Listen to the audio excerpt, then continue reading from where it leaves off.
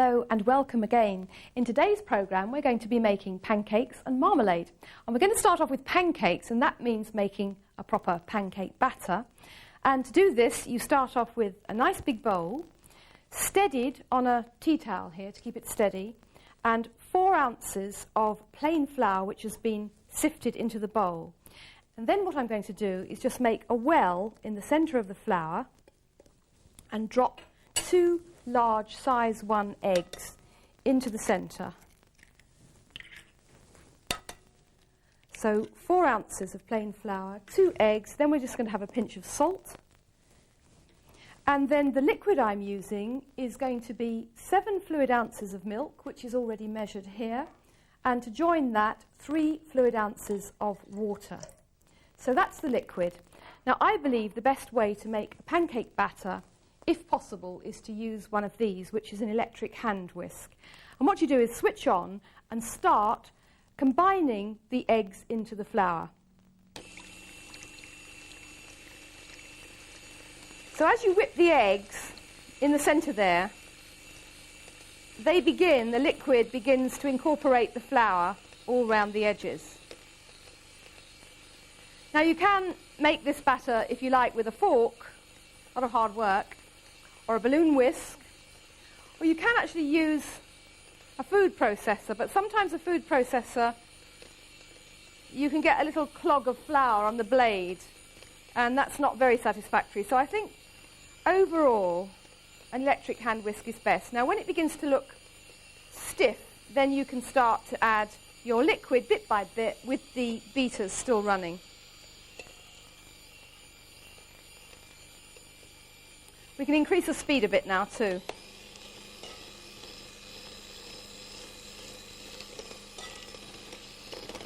What you need to end up with is a nice, smooth, lump-free batter. And what happens as you begin to incorporate all the liquid, you find that some of the flour stubbornly sticks to the edge of the bowl. So stop halfway through.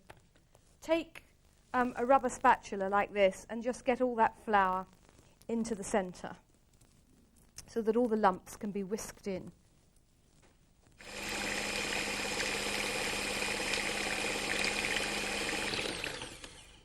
As soon as the batter's completely smooth and lump-free, it's going to need one more ingredient, and then we can make the pancakes.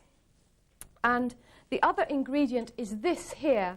Now in a saucepan I've got 2 ounces of melted butter, and what I'm going to do is I'm going to add 2 tablespoons of that to the batter, which will give it a nice bit of moistness, and just stir it in. And then next to me here on the hob I've got, over a gentle heat, a pancake pan, and this is 7 inches in diameter. I'm going to turn the heat right up now. This is a traditional pancake pan. People buy one of these, it lasts a lifetime, and you always make your pancakes in this. But you don't have to have this. Any good solid frying pan, 7 inches in diameter, will be all right. But this is what this looks like, and in good kitchen shops you can buy little sort of handle cozies which make it easier to handle. Now what you want is to have the pan looking very, very hot, as it is now. And then you need to lubricate it. So what I do is I roll up some kitchen paper like this into a little wadge, and then dip it in the rest of the melted butter, and then just lubricate the pan. And now you can see how hot it is. Next thing you do is turn it down to medium. It needs to be hot to begin with, then down to medium. And to make our first pancake, we're going to use 2 tablespoons of batter. Immediately the batter's in, just eke it round the pan like that. You usually find that when you make your first pancake, you need a sort of practice one. It doesn't quite, as you can see there, I haven't quite got enough batter there to cover the base of the pan. But you just need to get the feel of the amount of butter. But what you need to remember is 2 tablespoons is about right for 7 inches in diameter. Then you count up to 30 seconds and have a little peep, have a palette knife ready, and when it looks brown, just take the palette knife and flip it onto the other side, and then give it another 30 seconds, And then when that's done, you just carry on making pancakes. And the good news is that pancakes freeze divinely. So if you're in the mood, you can switch the radio on, make several lots of batter, and just make a whole statch of pancakes for the freezer, and just bring them out as and when you need them. In a moment, I'm going to show you some nice pancake recipes. But this is a traditional pancake. So we'll just turn it onto the plate like that. And then the next thing it needs is lemon and sugar. But if you're going to serve them all straight away, if you're not freezing them, then you need to put the plate over a pan of simmering water. And then as you make each pancake, you put a sheet of paper to stop them sticking together, greaseproof paper or silicone paper. Or you can have everybody sitting at the table and just waiting, and you can just make the pancakes and serve them, and they can eat one and then they can eat another one. Either way, the way to eat them traditionally is to give a generous sprinkling of caster sugar first, and then a good squeeze of lemon juice all the way over the surface of the pancake, and be really, really generous with the lemon juice. Then just roll it up like that. Little bit more sugar, little bit more lemon juice over the top, and garnish with another piece for people to squeeze over if they want even more lemon juice. Now I'm going to show you another pancake recipe. These are apple crepes with calvados, and you begin by coarsely grating a large Granny Smith apple. Then you toss the grated apple in 2 tablespoons of calvados and leave it aside to soak for 10 minutes. The pancake batter is plain flour, buckwheat flour, flavoured with cinnamon, and it's beaten up with eggs and creme fraiche. Then to the batter you add the soaked apples and calvados.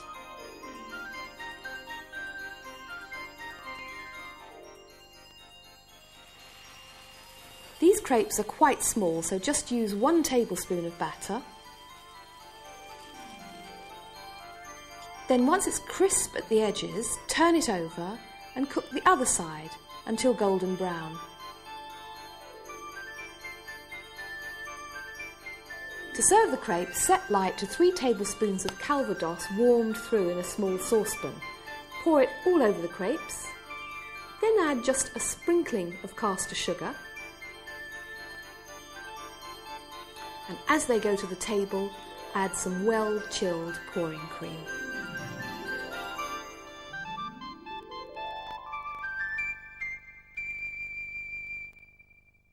Well, earlier in the programme I told you how divinely basic pancakes freeze, so now I'd like to show you some recipes. If you've got a stack in the freezer, it's nice to pull them out and make some really nice recipes. And the first one I want to show you is an Italian recipe, and this is called pancake cannelloni. And I have a friend who lives in Umbria, and she's told me that in that part of Italy, they sometimes make their cannelloni with pancakes instead of pasta. And now I've made it like that. I think it's actually much better. Now, you start off with 12 pancakes, and then you need a quantity of this, which is ragu bolognese. Now, to make a really authentic, classic ragu bolognese, you need to start with 2 medium onions chopped, 4 cloves of garlic, and 5 ounces of chopped pancetta. These should be browned in 3 tablespoons of extra virgin olive oil. And then the meat I'm using is 1 pound of minced pork, 1 pound of minced beef, and half a pound of finely chopped chicken livers. These have all been browned in olive oil first. Now you add the contents of 2 tins of Italian chopped tomatoes, and then 2 tubes of concentrated tomato puree. Half an ounce of basil leaves go in next, torn before they're added. Then half a bottle of red wine. Then 3/4 of a whole nutmeg freshly grated. A seasoning of salt and freshly milled black pepper. Then transfer it to a low oven, gas mark 1, without a lid, and give it 4 hours long, slow simmering. By this time the sauce will have reduced down and really concentrated in texture and flavour. Now you can put it into polythene bags and freeze it for later, or you can make pancake cannelloni. And what you do is you just put a tablespoonful, like I've done there, onto a pancake and just simply roll it up. And then just tuck the ends over like that and place it in a gratin dish, an oven-proof gratin dish. And I said before, this makes 12 all together, and that will feed 4 to 6 people. Some people can eat 2, some people can eat 3, depends on the appetites. Tuck the edges over like that and fit them all neatly into the dish. Now the next ingredient is this one here. This is grated mozzarella cheese, 3 ounces, and I'm just going to sprinkle the mozzarella cheese around the pancakes. And while they cook, this sort of melts down to a lovely divine creaminess that goes very well. And then after that, we need some bechamel sauce. And I've got here 3/4 of a pint of bechamel sauce or white sauce. And this has been made by the all-in-one method, where you put everything in the saucepan, butter, flour, milk, and then you just whisk it all together. It's flavoured with bay leaves and nutmeg, which is the Italian way of making it. And that goes over the pancakes, and spread it over a little bit and give the dish just a little shake like that to get a good coating. And then finally, the other ingredient is this, and this is 1.5 ounces of grated Parmesan cheese. And that goes over the top, and this will go into a hot oven, gas mark 6, and it'll take about half an hour to get really nice and brown and crusty on the top and bubbling around the edges. There's a little bit there that hasn't quite gone over the pancake, so I'll just sort that out. And now I'd like to show you another recipe for pancake cannelloni. This one is without meat, and this one is called pancake cannelloni with spinach and 4 cheeses. And we've got 4 beautiful star Italian cheeses that we're going to use. The first one is a ricotta. That's a whey cheese, and that is very light, and it's got a lovely sort of lactic flavour. Next door, its stronger cousin is gorgonzola. Very creamy, but nice and salty and lots of gutsy flavour. This one is mozzarella, which will give a lovely creamy texture to the finished pancakes. And then this one, the great Italian star of all time, which is Parmesan. And make sure that you get always Parmigiano Reggiano. This is the stamp, because that's the real Parmesan cheese, and it does have a much superior flavour to the other kind. So, to make our pancakes, once again, you start off with a bechamel sauce. This time, it's a pint of bechamel sauce.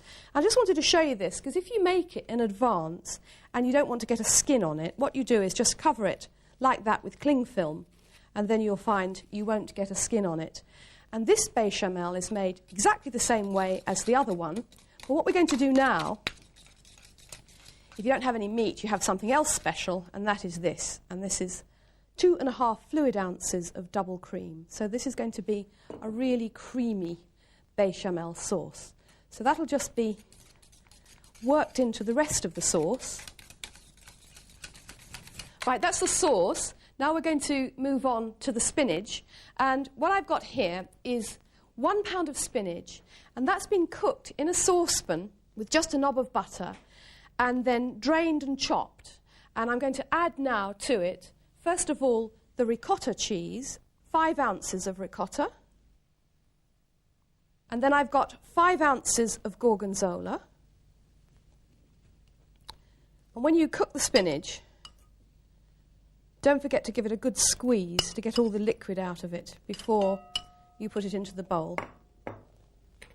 And here I've got Parmesan cheese, 2.5 ounces of Parmesan. And then I've got a bunch or a packet of finely chopped spring onions.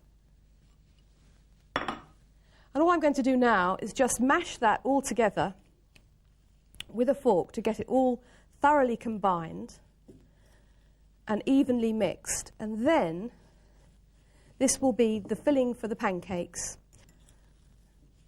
What happens is it just gets a little bit sort of stiff and claggy, as you can see. So what you do is, before you actually stuff the pancakes, you add some of that lovely bechamel sauce, about 1/4 of it altogether.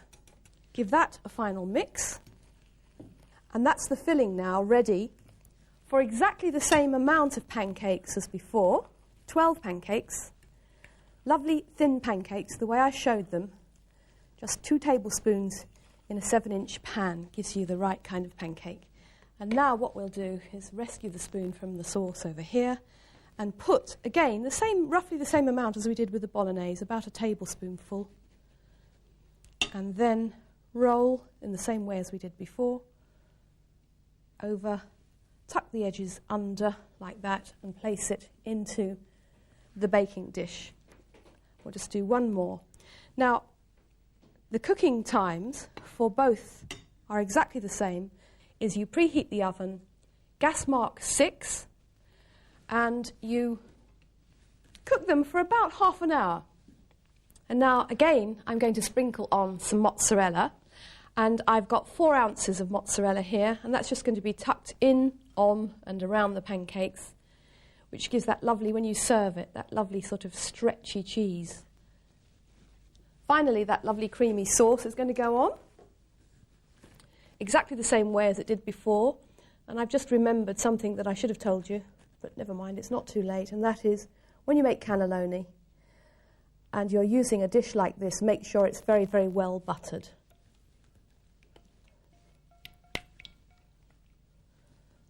Now, just spread that over a little bit to make sure it covers the pancakes. And then finally, some more Parmesan cheese, because that's one of the 4 cheeses, and that's going to give it a lovely crusty top. And this time we've got 1.5 ounces. There we are. Next thing we're going to see is the cooked cannelloni. What I didn't tell you before is if you've got little individual heat-proof bowls like this, you can actually cook 2 pancakes at a time. They'll fit in nicely, in which case they'll take 20 minutes to cook, and that will be one very nice portion. But now we'll have a look at the larger one, which has had its full cooking time. There we go, nice and brown and crusty on the top, and bubbling all around the edges. And I think really 2 pancakes is about right for one person, so we'll find 2 pancakes now and just serve them out. And you'll see the mozzarella that's melted becomes all lovely and creamy and stretchy.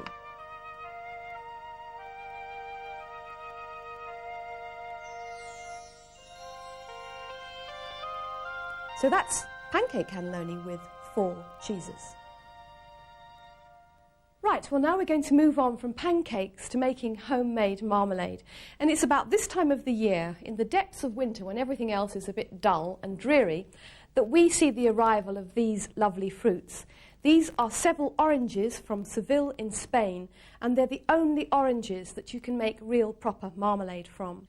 And the reason you can make marmalade from Seville oranges so successfully is because the fruit of the oranges and the skin is very, very bitter. They don't look very attractive. They've got sort of very knobbly, rough skins, and you wouldn't want to buy those to eat, and you wouldn't want to eat them either. But because making a preserve requires a large amount of sugar, if you've got bitter fruits like these and you put all the sugar in, you've still got something at the end of the day that has that sharp, tangy flavour that can't be matched by any other conserve in the world. Well, homemade marmalade always tastes a lot better than any shop-bought marmalade. So now I want to show you how to do it. Begin by simmering 3 pounds of washed Seville oranges, 2 lemons in 5 pints of water for about 3 hours. Then, using a slotted spoon, remove the fruit to a bowl. Take the oranges, which are now very soft, and cut them into quarters. Scrape off all the flesh and pips and put these into a saucepan. Then add 2 ladles of the poaching liquid to the pulp and boil for 10 minutes. While that's happening, cut the orange skins into strips. The size is up to you, but don't use the lemons. Return this chopped peel to the poaching liquid in the preserving pan. Now line a sieve with some muslin. Take the pulp mixture, which has been allowed to cool, and strain it. Firstly, using a wooden spoon, but then gathering up the muslin and squeezing the liquid out. This provides the pectin that's going to set the marmalade, so you need to squeeze every last drop to set it properly. Now stir the liquid, orange peel and pectin, cover with a cloth and leave overnight. Next day, reheat the mixture. Then add 6 pounds of sugar that has been warmed in a low oven for 10 minutes and stir it in very thoroughly. Don't let it boil until the sugar is completely dissolved. You can check this by looking for sugar crystals on the back of the spoon. Now you can bring it up to simmering point and leave it to simmer and bubble away until it goes really dark. This will take about 3 to 4 hours. To test for a set, place a spoonful on a very cold plate, then give it a push with your finger. If you get a crinkly skin like this, then the marmalade is ready. Ladle into some warm jars and label the next day when it's completely cold. So here it is, dark, chunky marmalade. No other country in the world can make marmalade like we can. And for a change, here's another marmalade recipe.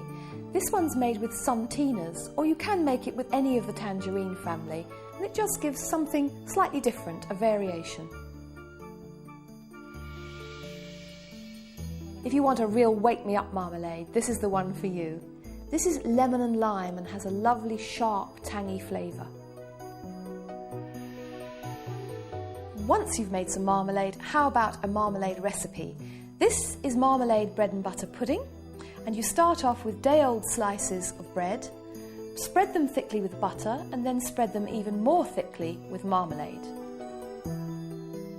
Now place another slice on top, spread some more butter on top of that, and cut the sandwiches into quarters and arrange in a baking dish. The mixture I'm pouring over here is 10 fluid ounces of milk, 2.5 fluid ounces of double cream, 3 ounces of sugar and 3 eggs. Scatter the surface with grated orange zest, demerara sugar and chopped candied peel. Then bake in the oven at gas mark 4 for 30 to 40 minutes until it's puffy and golden and the top is crunchy. Then serve the pudding straight from the oven with chilled pouring cream.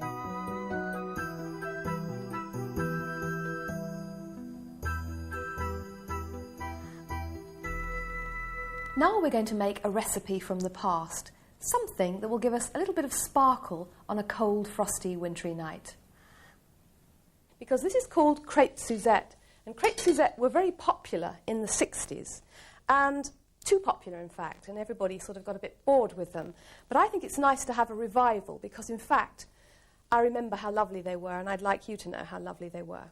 Now this time we've got the same pancake batter that we made before, but this time it's a sweet batter, so it's going to have in it the grated zest of an orange and also a tablespoon of caster sugar to make the sweet batter. Otherwise the ingredients are the same as before. I'm just going to give that a little mix. And crêpes Suzettes are very thin pancakes if possible. So what I want to do is make a pancake now. We're just going to lubricate the pan and then try and use fractionally less batter this time to make the pancakes as thin as possible. About 1 3/4 tablespoons instead of 2 tablespoons. Now you don't have to worry if it doesn't quite fill the pan. They don't have to be perfect round pancakes, because what we're going to actually do in a second is fold them up. So don't worry if you've got, as I've got there, a few gaps. Same 30-second wait, then just see how the pancakes are doing. That's not quite ready yet, so what I'm going to do is just get rid of my bowl here and bring in the rest of the pancakes. And you should get 16 if you make thinner ones like this. Now we're just going to turn that over onto its other side for a few seconds. It's very, very thin and very, very lacy, but that's how it's supposed to be. Then, as soon as that's ready, it's going to join the rest of the pancakes over here. And now we're going to switch frying pans, because this time you need to have a large frying pan. This one's about 10 inches in diameter. And have the heat turned up to high. And we're going to make a sauce. And the sauce is an orange sauce, a sweet orange sauce. First of all, 5 fluid ounces of freshly squeezed orange juice.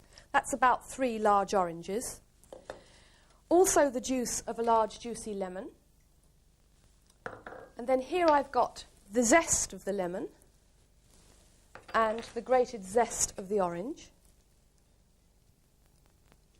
And the next ingredient is 2 ounces of butter, and that's going to go in to join the citrus juices and melt into them. And then we've got caster sugar again, another tablespoon into the sauce. And because you're going to spoil your friends on a cold, dark evening, we're going to use 3 tablespoons of Grand Marnier liqueur, which is a lovely sort of caramel orange flavour. Now just get the butter melted into the sauce, and as soon as it's melted, we're going to add the pancakes.